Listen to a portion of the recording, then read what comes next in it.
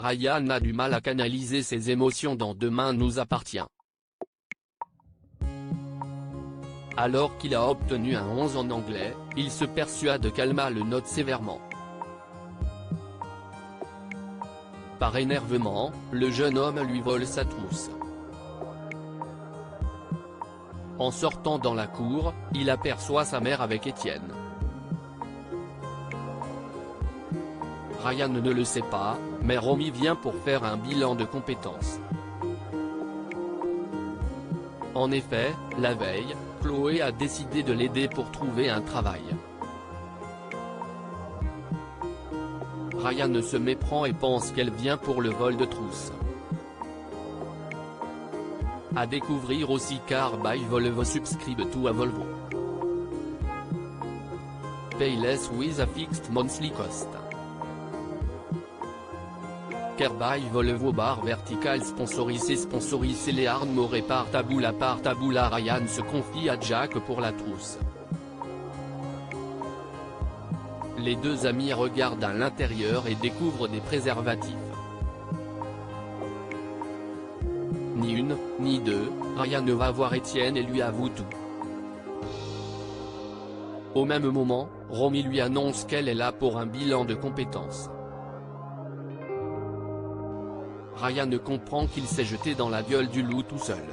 Demain nous appartient épisode du 31 janvier. Victoire, Noah, Soraya, Stéphane et Gabriel partent à l'aventure dans votre série favorite.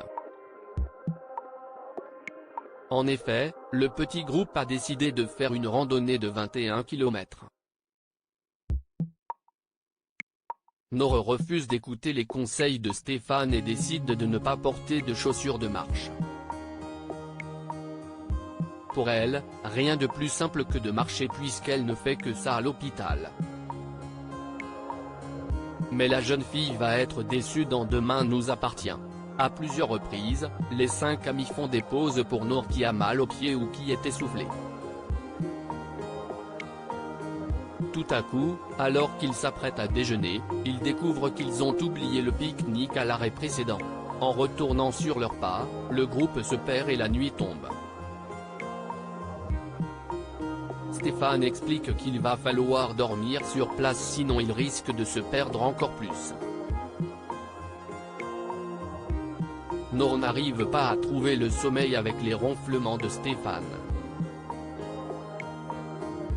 Elle décide de rejoindre Victoire qui est transie de froid. Tout à coup, Soraya se met à hurler. Gabriel lui a touché la poitrine en pensant que c'était Noah. La nuit va être longue. Sylvain se réveille. François ne trouve plus le sommeil dans Demain nous appartient. Charlie le rejoint dans le salon pour le petit déjeuner. Elle découvre sur son ordinateur le profil de Léo 1995. Pour elle, il s'agit d'une arnaque et François ne devrait surtout pas lui répondre. Cependant, son chéri fait la sourde oreille. Parallèlement, Damien affirme que ce n'est pas Muriel Faute qui a écrit la dernière lettre destinée à Alain. Pour lui, pas de doute, c'est l'écriture d'un homme. Aurore émet l'hypothèse que le mari de Muriel aurait pu l'écrire afin de se venger. Patrick Faure est convoqué au commissariat afin d'éclaircir quelques points.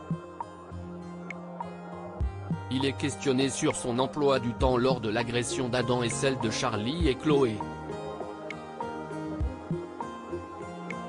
Mais ses alibis sont confirmés au grand dam d'Aurore. Mais cette dernière pense que Toulouse n'est qu'à 2 heures de Sète et que Patrick pourrait être derrière tout ça.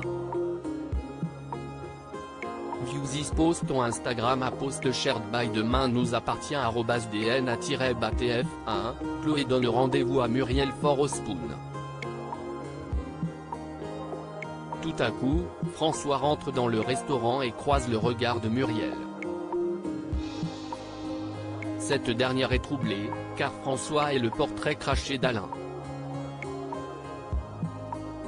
François pointe du doigt qu'elle a brisé leur famille. Muriel assure qu'Alain ne les aurait jamais abandonnés. Elle tente de s'excuser, mais François refuse de l'entendre. De retour chez lui, François se replonge dans les lettres des deux amants afin de trouver un nouvel indice.